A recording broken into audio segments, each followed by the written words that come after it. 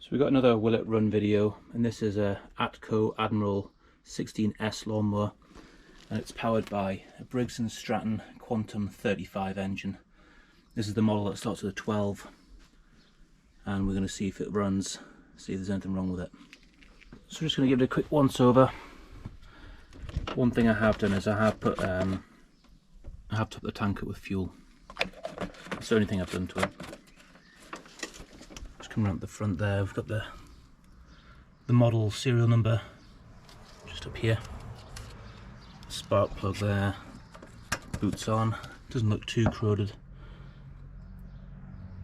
Coming around, we've got the intake side, so we've got an air filter in there, we've got a primer. Over here, so we've got the oil and the exhaust. This is a self-drive one, so you've got the manual and push, and then we've got the variable throttle tortoise all the way to the hair for fast. Got oil here, just check the dipstick there, looks to be on the low side, just give it a quick wipe, just recheck it.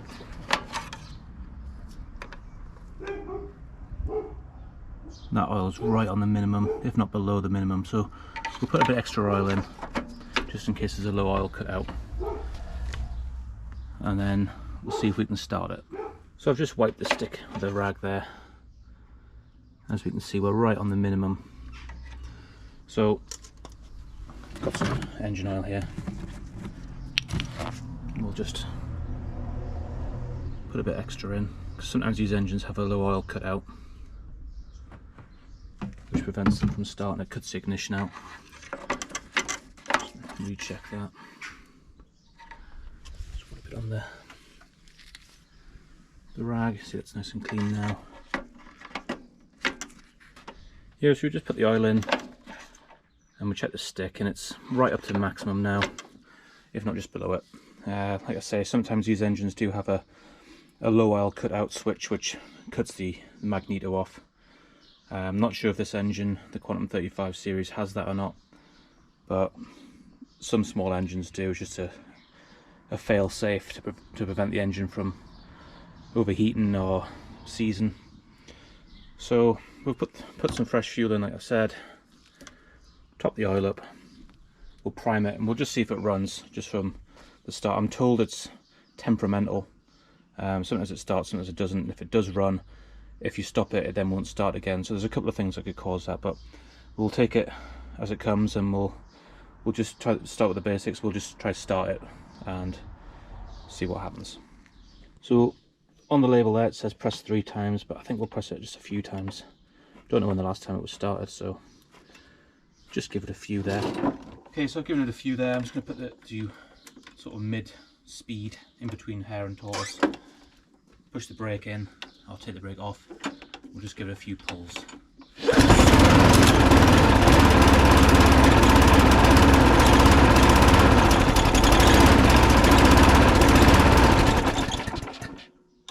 So it did run, but as you saw there, wasn't very happy about it, and it's just cut out. I'm told it does this quite often, so I think we'll delve further into the engine and just see if it needs the carb cleaning.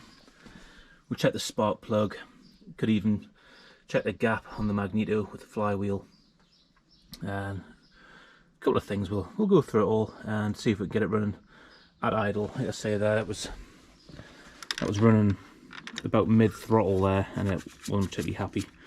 So yeah, I think the first thing we'll take these covers off, pull the spark plug, and just see what's going on. Maybe we'll do a compression test as well. Not that I don't think the compression's low because it is running, but we'll just get a baseline and see where we're at with the engine. As always when working on engines, it's always a good idea to disconnect the ignition. So what I've done is I've just disconnected the HT lead off the spark plug. With this engine as well, there's the brake which clamps the flywheel, which stops it. But we'll be taking the spark plug out. But if this was an electric start, or if you're working on any car or anything, it's always a good idea to disconnect the battery as well, so that the engine can't turn over or anything like that. Just keep you safe. Obviously with with a lawnmower you've got a spinning blade on the bottom, so we don't want our hands or feet getting chopped with that when we're handling it. So we'll take the spark plug out now, we'll check the gap and we'll test it, and then we'll do a compression test. So we'll just get the spark plug socket on there and we'll whiz the plug out. See, that's just a standard Briggs Stratton plug, 992300C BS SVCU. I'll look at what the gap is, but the plug's looking alright, there's no fouling on it or anything like that. Obviously it's not a two-stroke engine, so we're not getting any of the sort of carbon build-up, but a pretty clean plug. The gap's looking alright on it. I'll check the spec. I'm not sure what the spec is, probably 0.8 or something like that, but we'll double check the spec, and I'll get the compression tester out now and we'll give it a compression test. Okay, so I've got the compression tester and we'll just put it into the thread of the spark plug hole, which is the top of the cylinder head. Good access with this one. Bottom it out so it's at 0. We'll then set the throttle to full, so the throttle plate's open, so we get the maximum amount of air flowing through. I don't think I'll be able to do this one-handed, but obviously we'll take the brake off the flywheel and I'll get a few pulls and we'll see what the compression's like. So just run the compression there. I'm not overly impressed with the compression. Down to about 90 psi. Obviously the engine's not been running, I could have, I don't know, glazed cylinders, pitting or whatever, but a valve, exhaust valve, it's a 4-stroke, so I think in the Quantum engines it's a side valve engine, so you haven't got overhead valves. The valves are offset to one side, I think probably over this side here. So we could have some build up on the rings, on the seat, sorry, of the intake or the exhaust valve. I mean, I could do a cylinder drop test, but I don't think there's any point. But 90 psi, it's not terrible. I was expecting a little bit better, 115 or something like that, but the engine is running, so it's not like it's got the rings are damaged or anything like that. I mean, I could put some 2-stroke mix down the spark plug hole there and sort of try and pull it again, see if that seals, and if we get a better compression then it's the rings that are worn, or if we're the same, it could be the valves. But I think for now we'll just take it as it is and we'll move on to checking into the carburetor air filter side now. So we'll just take this top cover off. We've got a 8mm bolt there and an 8mm bolt there. I think that's it. There could be another one down here that I think that looks for the air filter. We'll take those 2 bolts out. So that's the 2 bolts out. We'll just take that cover off, just a guard for the top there, and we can see the carburetor, the fuel inlet. It doesn't seem very secure. I don't know if something's come off. I'm not too sure, but take the air filter off and we'll see how bunged up the air filter is, whether there's a restriction on the air filter causing it to struggle to run. I wouldn't have thought so, but you never know. You don't know when it was last serviced or anything like that. So I think it's just that one bolt there, still 8mm, and we'll take that off and have a look. So I've just pulled that bolt out there, and we can, with a bit of manipulation, pull the air filter housing off and get a look at the air filter. It's pretty, it's just a paper element. See if we can just bend it and have a look inside. Ooh. Difficult one-handed, but as you can see, all the pleats inside just increase the surface area. But that's pretty, it's not too bad in places, but there's a lot of debris. I mean, you can imagine if that wasn't there, all that's gone into the engine, through the venturi down there. Can do a bit of damage. I'm not sure about why it's so loose, whether there's something that's supposed to be holding it in, but I can't see anything. So I think we'll have to dig a little bit further. Might take this top cover off as well and just have a look at the ignition. There's a magneto on the flywheel. So I've given the air filter a couple of taps there just to get the majority off. It's not really looking that bad. There's not much black build up. There's a bit down here, but overall it's not too bad. I don't think there'd be any issue where that would cause a restriction and a problem to the engine running. So the next thing, and we've got a few bolts here, looks like to be 8mm again. There's 3 there. I think we'll take that off, and that should take off this the back of the air filter, or the front of the air filter box. There's a couple of linkages. Might be able to get away with not taking them off. If not, it looks like the 8mm again. It's just a push-pull cable on there, then it splits off the governor spring. So we'll whip them out and we'll see what we've got inside and behind there. Let's see, I think these are 8mm. Yep, they're 8mm again. So there's 3 of them.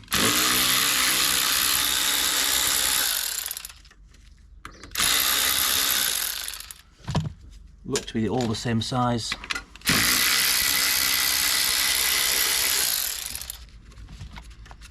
Yep, first glance they're all the same size, so there's no issues there. And that seems to just come away there. And I think, let's say we've got this push-pull connection, which we should be able to just lever with a two-handed job. Yep, so there we are. So I do it off camera, I need 2 hands, but it's one of those simple connections that they just push in, then down, and they're locked. So that's the throttle cable off with the air filter. I'm a bit concerned still with this. I mean, that to me is very loose. Get a vacuum leak in there, but I don't think we're all the way in there yet. There's a bit more to do. I mean, there's a little bit of debris there on the carburetor intake, but I think that's just because I've taken the cover off. The gasket's intact, so we're not getting a vacuum leak there, I wouldn't have thought. Fuel line, a bit corroded, sorry, not corroded, but a bit manky, but no leaks, no perish, nothing perishing yet. Just on the bottom under there, got a crankcase vent, so it's a vacuum extracted crankcase, so as the engine's run, it's a bit like a vacuum pump. It's pistons going up and down, it's sucking air in through here, and all your crankcase vapours are getting pulled out, go through the intake and get burned off, just part of the emissions system. So I don't want to take the fuel tank off because it's all of this, but I think to get deeper into the engine, onto the flywheel side, the magneto, we're going to have to take it off. It's just a few bolts. This top cover just comes off. There's looks to be another couple of 8mm, a couple of screw heads. Bit annoying that I've actually filled the tank right up. I shouldn't have done that, but you know, I was hoping to pull it and away we go, but I don't think that's going to be the case. Never is with these old engines, but it's a bit of fun and we get to make a video out of it. So I'll get my pliers on there. We'll just clip that fuel hose. You just close the pliers, draw that back, and we'll drain it into a tank. But I think I'll take off all the bolts first, and we'll do that last, just so I can drain it straight into a clean jug. Otherwise, I think we're gonna struggle, and I think we're gonna make a mess. So we'll go ahead and we'll take off all these top bolts. See, then we've got the oil cap there that I think might retain it a little bit, but I'm not sure. So a little bit of the background of this engine. This engine was donated by 2 friends of ours. They've just moved house, so I think they were decluttering. I think they've had a few issues with it, hence why I'm having a look at it now, but I'm sure we'll be able to solve it, or at least find the root cause to it. I mean, if we can fix it, we can fix it. It's a pretty good engine, good mower as well. It's not your standard cheap one, but hopefully we can find the root cause, and like everything's fixable. We've seen it run briefly, but you know, there's no cracks in the cylinder block or anything like that. It's got a bit of compression, so everything's fixable. Just takes time and a bit of diagnosing, but we'll get there. We'll get this cover off. I've taken the bolts out there now, so you can see it's free. It's just held in there with that fuel line, so we'll nip that now and we'll get it into a fuel container. And of course there was a bolt down under there, a 10mm, that I couldn't find for a while, but it was hung up on that corner. So yeah, there's a 10mm down there, an 8mm, and then the rest are all flathead. So let's say that's free to come out. Just do that fuel line now. And if you haven't already noticed, the recoil starter runs through the center ring here, so I'm gonna have to take the recoil off and feed it through the center here, otherwise we're hung up, because it goes through a plastic fitting and I don't fancy taking off that. The screw's a little bit rusty. We'll see if we can flick it off the pigtail there, but it looks to be what's that, 4 10mm nuts. We're missing one on the stud. We've got 3 retain nets, pretty substantial there, so we'll just whip those off, feed that through, and then the tank's free eventually. There we are, just lifted off the studs there. We'll put that up out the way. The fuel tank's now off, and we'll just nip that line. Okay, so I've drained the fuel tank, just put it into a green can there. The fuel tank's off, and probably have a look at getting this shroud off now. I'm not sure, it's a couple of bolts holding that down as well. Yeah, it looks to be 4 bolts holding that down, look like M10 as well. Bracket for the dipstick tube there, so M10. Hopefully that should come off. Bit of a heat shield there as well for the carburetor. Obviously it's a 4-stroke engine, no coolant, it's cooled by this shroud in a way, is a ducted fan sort of design. You've got on the flywheel here, you've got all the fans, so that's turning, sucks air in and cools it over the engine. Without that, or if this was damaged, the engine would overheat, it would nip, and that would be probably the end of the engine, to be fair. So a correction, I said they were what did I say, they were 10mm, they're actually 3/8 those bolts. Could be it's American, it could be I assume Briggs and Stratton's American, but could be they were all actually Imperial bolts. But yeah, the 10mm didn't fit on them at all. It just rattled them. So I've got the 3/8 socket on the extension. So I'll whiz them out now, and we'll see what's underneath. Okay, so I've taken that shroud off, pulled the dipstick tube out with it. Just held on with just like a push fit with an O-ring there. So we'll be really careful not to get anything down there. I might try and just take that dipstick off there now and just reinsert. So we'll just take the carburetor off. We've got a 10mm in here.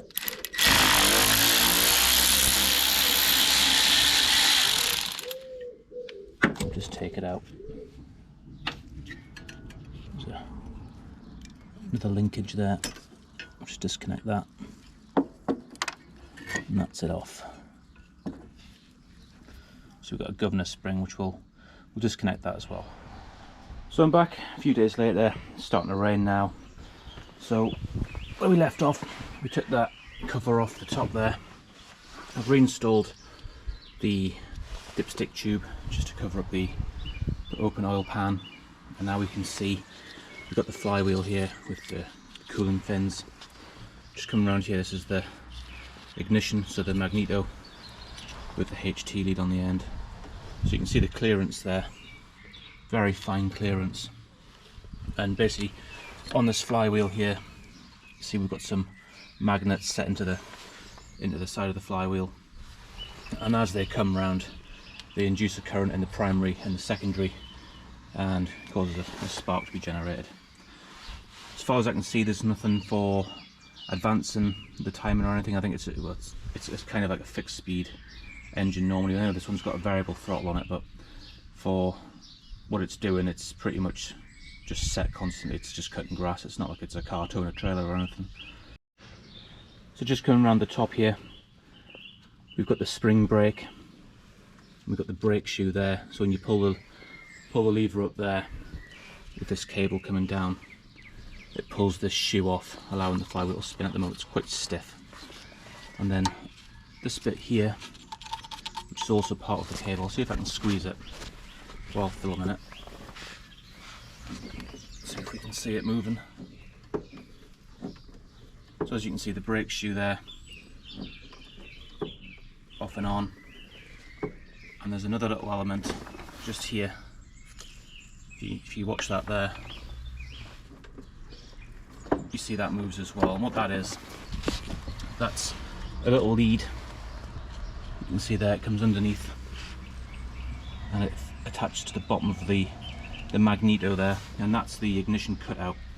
So when you let go of the handle, the ignition goes to ground, so it stops generating a spark, and to stop the engine spinning, that brake comes on. It's pretty simple. I know we've got a spark because the engine has ran, so I don't think this HT lead or magneto are at fault. The gapping on these is very fine. I don't think there's much adjustment to be had in these. I think these are set, preset. Obviously you do get a little bit of wear from the brake shoe, but it's very fine. but that looks fine to me. So I haven't removed the carburetor. I've discovered two issues, one of which I think is one of our faults. So we've got a bit of a heat shield here from the fins. As you notice, this is an air-cooled lawnmower, so these are the sort of radiator fins which dissipate the heat.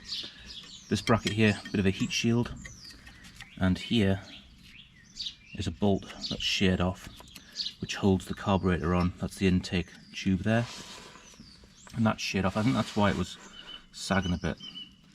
But if we come around here, just in there, you can see an almighty crack. That's me wobbling the tube there, and you can see the intake manifold has a huge split in it. Two bolts that hold it on, and there'll be a gasket there as well. So I think from what's happened, I think someone's either dropped something on it, on the carburetor, on this bracket that was there, because that was, if you can remember, that was quite loose, you know, with the carburetor underneath. So I think what's happened is someone's dropped something on it, and it's sheared that bolt and cracked the inlet manifold as well. So we're getting a massive vacuum leak. So as the piston's moving up and down, instead of the air getting pulled in through the venturi, through the throat of the carburetor, it's going for the path of least resistance, which is in through there. So we are losing the fuel air mixture, which is probably why it's hard to start. And once it's running, it's fine, because obviously there's obviously enough pull on the vacuum to keep it running. But I think once it gets hot, we are probably getting a bit of heat leaking through. Maybe it's vaporizing a bit of the fuel, and with that massive manifold leak there, I think that's why it's harder for a hot start. So what I've done is I have ordered a new tube, a new gasket, some bits for the carburetor as well. Not that expensive. I believe also I think a spark plug's coming, and I've got a new air filter as well for the price. I mean, you get most of the stuff on Amazon, just generic. It's not genuine Briggs and Stratton, it's all knockoff from China, but it should do the job. The part numbers match. So I don't think we're going to go any deeper. We'll replace all this, and when it arrives we'll crack on with it. But for now, I believe this was the root cause. I don't think there's anything wrong with the carburetor. I don't think we're going to have to strip it down and clean it, because it is sort of running. But once that arrives, yeah, we'll get it all back together and see if that improves the engine at all. Just while I've got the carburetor off, we're just going to look at the front of it here. Just hold it in a bit closer so we can see. So this part is the part that attaches to, I think they call this the base of the air filter. So you can see through the throat there, where it narrows the venturi, you've got the main sort of jet emulsion tube. So that's the main one for when it's running. Just to the left of it, we've got an air orifice, and this one just here, this tiny little one, that's for the primer.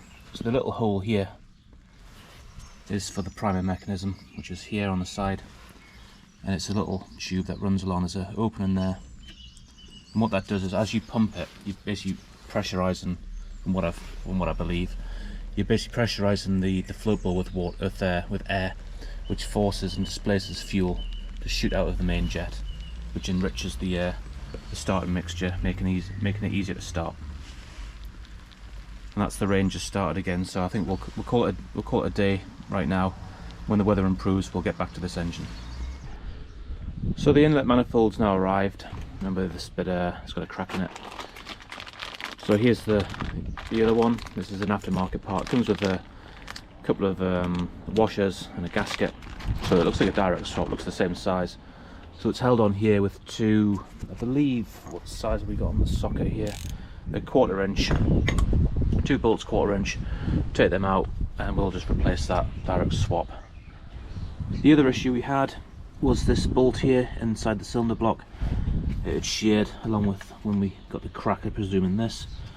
And what I did, it was quite flush.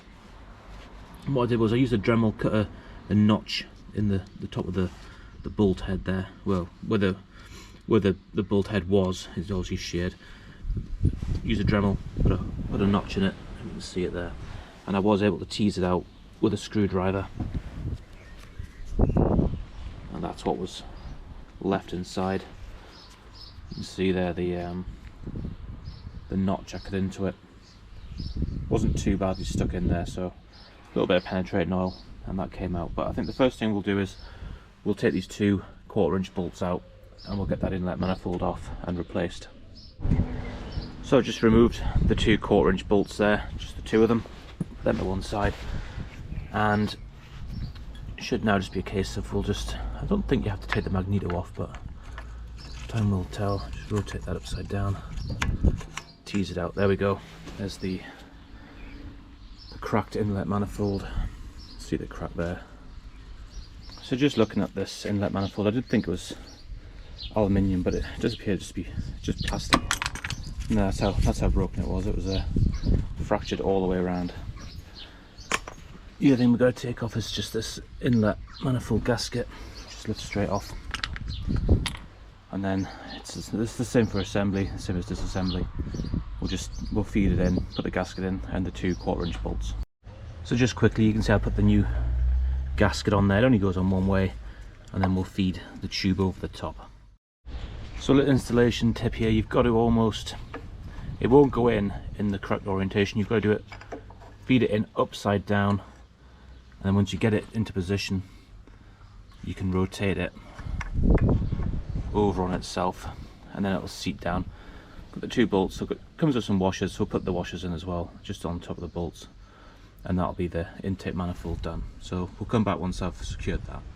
There we go, that's it installed. Obviously, it being plastic, don't tighten those 2 bolts down too much or you will crack the plastic housing. So that's on. So we've got that bolt out. I have got 2 spare ones, because there's a one that goes there and there. That was the one that was cracked with the stud still left in. I managed to get that out. So that was just a case of reassembly. I've got a few gaskets for the carburetor, but I think at the moment we'll just put it back together and just see how it runs, and if it needs to, we'll do a carburetor clean afterwards. I'm still waiting on an air filter over there, but the air filter is not going to stop us from running. If anything, that's gonna hinder us a little bit, but running without one, it'll be fine for what we're doing, because we're just going to give it a test run. Right, so we'll just move the governor and the air vane out of the way. We'll just offer up the carb onto the pipe there. And we've got the 2 bolts that go in. So we've got the 2 bolts that go in. You can get it aligned. Right, so to put it back on, I've had to take the carb off this backing plate, which is just the 2 bolts there, same size as the mounting bolts. The only thing I've found is, I don't know if it's because it's an aftermarket part and it's for a few different variations of the engine, but the left hand mount is way out. I'm not sure why that is, but I managed to get it on, put the heat shield on there just to stop the float ball from getting too hot. When you take the carb off this plate, there is an O-ring which seals that gap there, so I have got a new one. I'll just show you that's the old one there, and it just sits over the inlet tube there. So we'll take that off.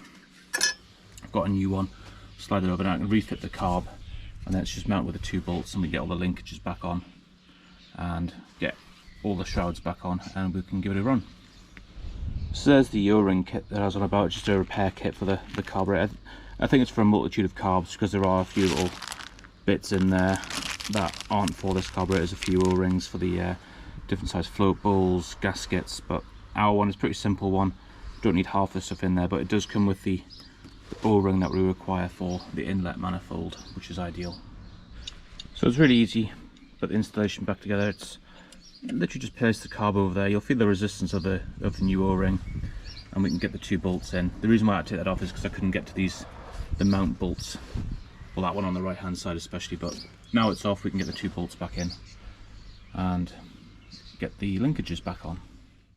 Right, so that's the carburetor back on. It is very important that these bolts and O-rings are changed, otherwise we'll get a vacuum leak and we'll get the wrong mixture, too much air, too little fuel, or no fuel at all entering the combustion chamber. But I'm pretty confident that with that new inlet manifold, gasket, O-ring, that will be fine. Everything on this side of the intake is inconsequential because it's just the air filter system, but as we enter through the venturi, it's very important that everything on the other side of that is sealed and hasn't got any leaks in it.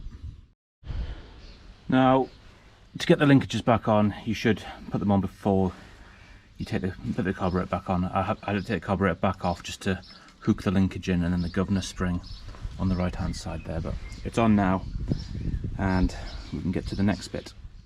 So I'm going to put this back plate on, and we've got a gasket that goes with it, and thankfully we've got 3 little dowels that we can line up and just drop that gasket over, which is pretty good for installation. Then we've got the 2 bolts that hold it on to the front of the carburetor there, and we've got the throttle linkage which hooks into there and is clamped on the top of the base plate. So I'll put that back on. It's the same as taking it off basically. Right, so that's the base plate back on. We've got 3 bolts. There's one there, and one there. And now I think we'll do the throttle cable, which just slides through that grip and connects onto that end tab there. Okay, so that's the throttle back on there, just clamped into there and on that linkage there.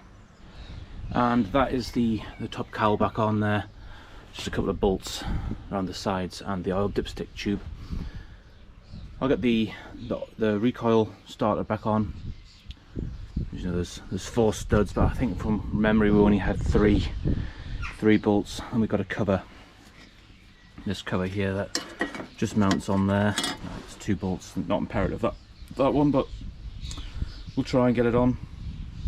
The recoil definitely, because obviously we'll not be able to start it. Then we've got the fuel tank. Can't remember if the fuel tank goes on first or the recoil, but we'll have a look, and then we should be able to get some fuel in it and give it a try.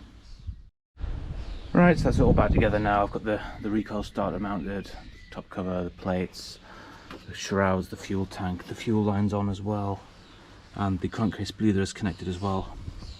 So now, just a case of we'll put some fuel in it, reconnect the HT lead there.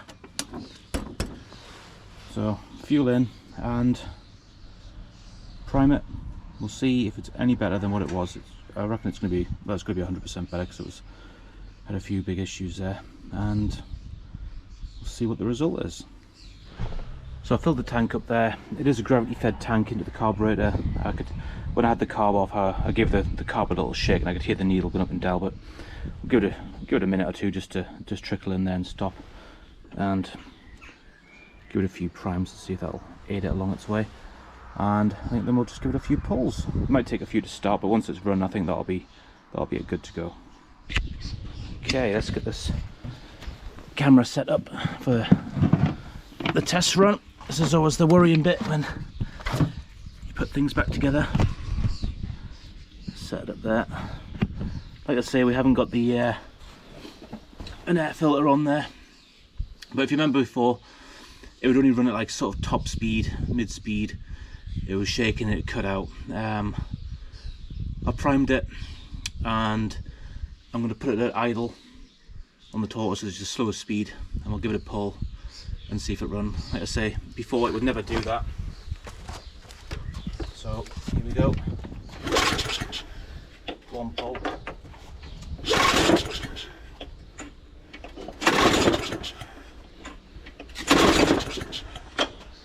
Bit extra just for the first run.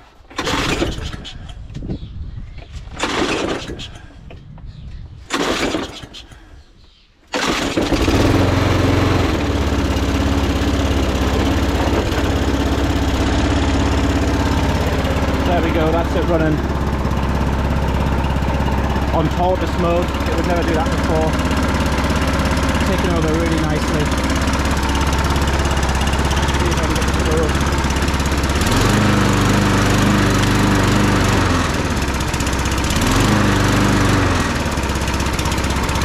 So yeah, that's running really nicely. I think the issue was with it, obviously, when we saw the cracked inlet manifold, that wasn't helping at all. So I think that was our biggest issue there.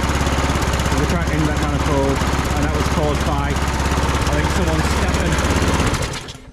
Just stop the engine there. Someone stepping or something and dropped on there, and it sheared everything down over. So we managed to get that bolt out and replace the inlet manifold. Quite an easy job, quite interesting, do some fault finding on it. and we've managed to get it running. It's a really good mower, variable throttle, self-drive unit. Yeah, overall very pleased with the result. It's always good when we can get something running again. And like I say, I'm just waiting on the a new air filter and a spark plug, but I say that doesn't stop this engine from running. Also, it'll improve the performance a lot. So I hope you've enjoyed that video of a will it run for this Quantum 35 engine. If you've enjoyed it, just give a thumbs up and subscribe if you haven't already, and thanks for watching.